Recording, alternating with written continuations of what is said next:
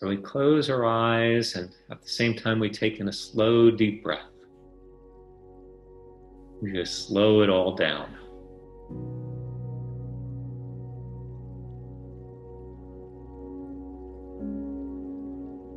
So our eyes, as we said so many times before, turns off. I think the figure is 26 million bits of information incoming every single second. And breathing, especially breathing very, very slowly and very consciously,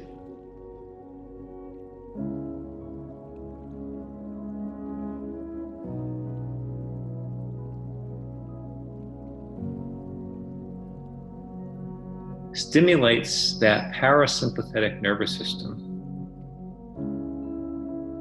which is also known as the rest and digest function of our body, versus the fight or flight sympathetic state of the nervous system.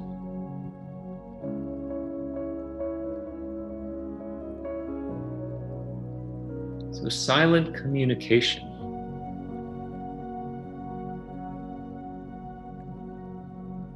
is a communication that is absolutely alive.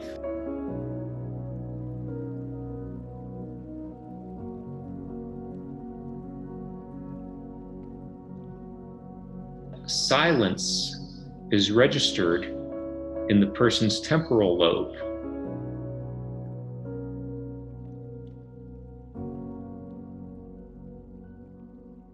The part of our brain that receives and begins to interpret sound and words. Silence is registered in the temporal lobe just as if it's another sound or word.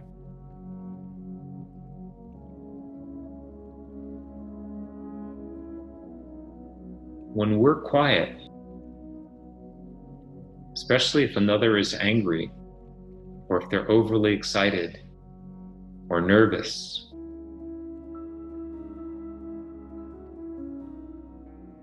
we get around a calm person, a quiet person, who has that silence inbred in them through practice.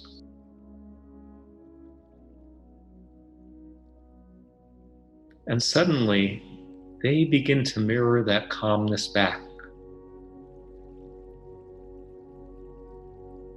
Rather than cortisol, the stress hormone, or even dopamine, the reward or pleasure, anticipatory biochemical. Rather than even that, our silence engenders that serotonin state,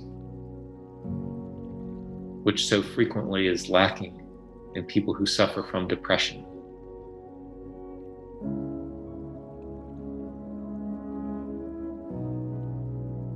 No need to take pills, these so-called SSRIs, which basically block serotonin from getting broken down, getting reabsorbed much more naturally with no side effects whatsoever, no contraindications whatsoever. Our silence, our holding the space, communicates a very deep message to the other person.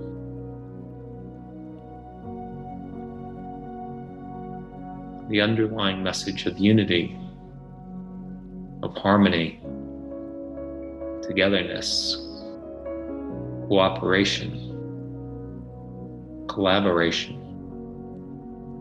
oneness, heartfulness, soulfulness, the essence of who we are beyond all of our words and experiences, the divine essence of who we are.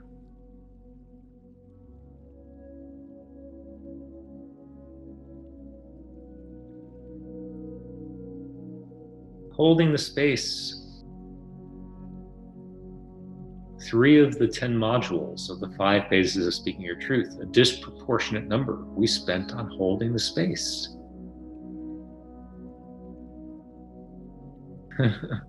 Ironically, there was an incredible amount to talk about not talking.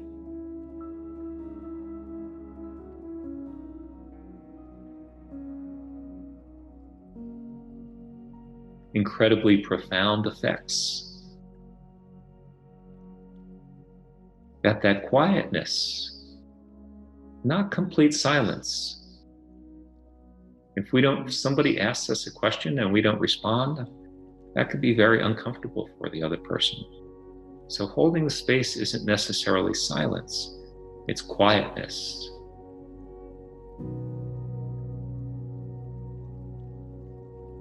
The engendering of that serotonin space, the feeling of, from the Lion King, the Hakuna Matata, it's all good, life is sweet, we don't need much more than just to have that tranquility state. Powerful antidepressant.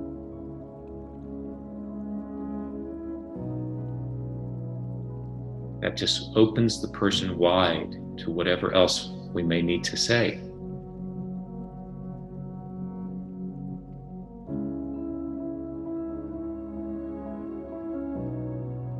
I call it the 5 phases of speaking your truth. In truth, though, I could have called it the 4 phases, because the 3rd phase is allowing the other person to speak your truth. So after you speak their truth, which is phase 2, or you ask a question, phase 4, you go back into the quiet again, which is phase 3. It's sort of the same as holding the space. So in truth, I could have called this the 4 phases of speaking your truth. But the point was to emphasize how important that silence is. That even after we talk, we again go back into it. And in such a high percentage of the time, without you doing a thing more, they will speak your truth for you. They will align with you. You never even need to say whatever it is you originally started off feeling you needed to say, because they've already aligned with you. You can feel it. They say it in their words. Oftentimes, they'll even apologize without you even asking for it. They're picking up on all those facial body pheromone cues. They've heard you because you've heard them.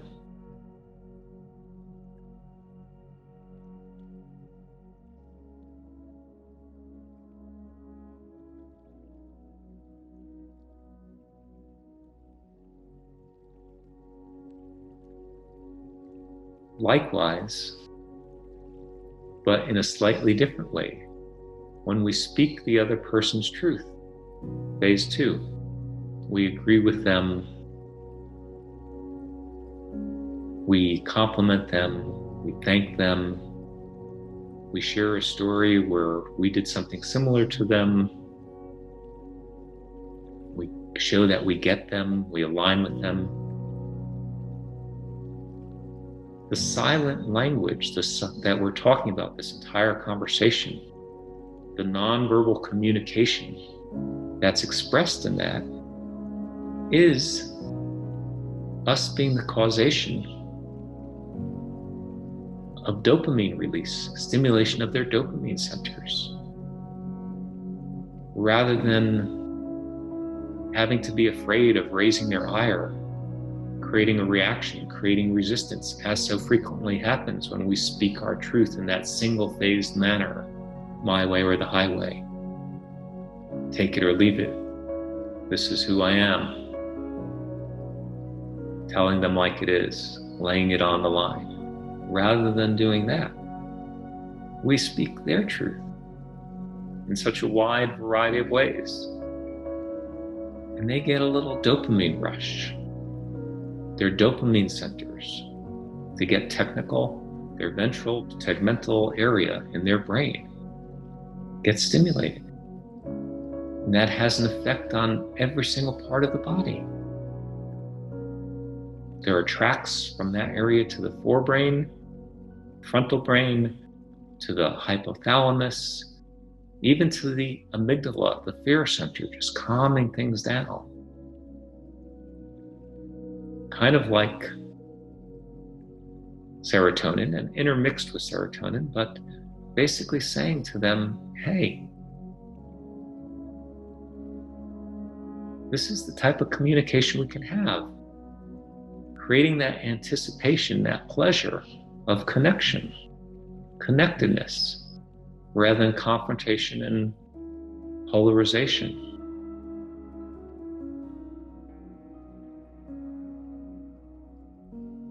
Through our simple words, just speaking their truth or asking them a question of grace. Wide variety of types of questions we learned in the workshop, but exploratory questions, which are basically questions of interest. Exploring something related to why we want to speak our truth to them, to get an understanding of them, where they may not even know what we're leading to. But people love to be asked questions about themselves. Not nosy type of questions, but questions of interest, of sincerity, of authenticity.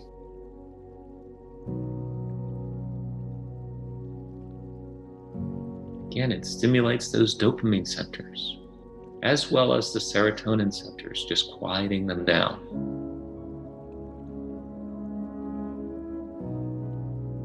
You are giving them therapy without them even knowing it, and them loving that you're doing it.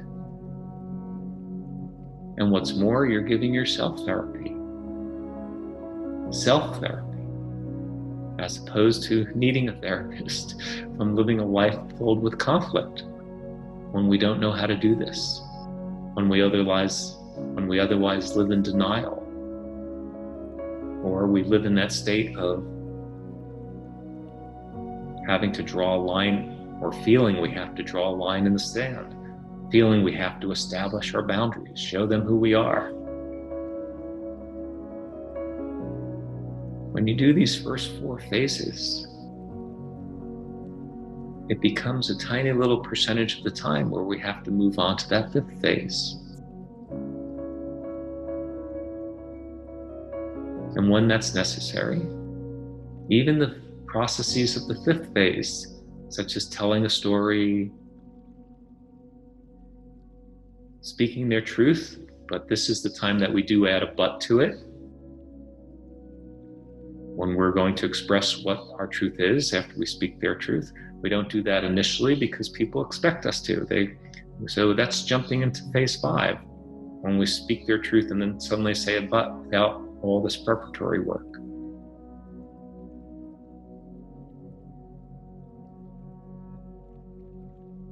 So speaking your truth in this 5-phased manner, it does indeed have the illusion of taking more time. But there's an expression that horsemen use. Monty Roberts, the horse whisperer, I first heard it from him and then since heard it from other people, experts with horses, that fast is slow and slow is fast. Meaning, when you attempt to go too fast, you're really slowing down what you're trying to accomplish.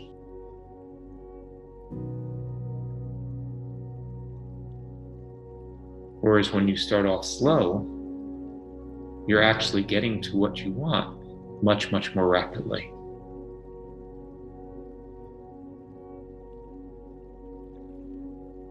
Speaking about an economy of action, no words or very few words accomplishing your goal, getting the person to shift, getting a stressful situation to suddenly turn into a harmonizing one. What a wonderful way to live. And we have the opportunity to practice this every day because we live in a very stressful world. People are on edge. Just from driving in traffic, from all the things they have on their plate, from watching the news, our politics, whatever side you are on the political spectrum. I don't think anybody can be in denial that things are not balanced. We're all under stress. We all have too much cortisol in our system.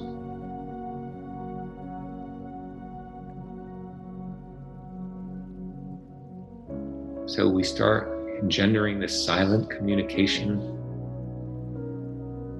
that stimulates serotonin, dopamine, and there's other hormones and biochemicals involved. This is very simplistic what I'm talking about here, but we don't need to know anything more than that. This works with humans, even in the animal kingdom, as we've seen in this film about Anna Breitenbach, a lady who is such an extraordinary animal whisperer in South Africa. Monty Roberts, the horse whisperer. Susanna Holt, who's on our call. Her ability with wild animals and as a polo player. Susanna really was the person who started triggering me off when we initially met about this profundity with animals and this connection to human communication, this silent communication that can occur.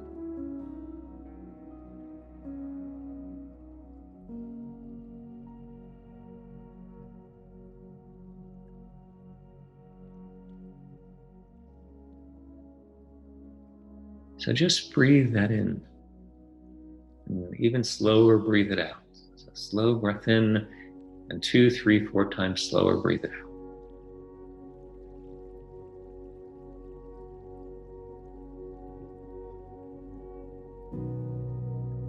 So simple, but such a profound effect on the body.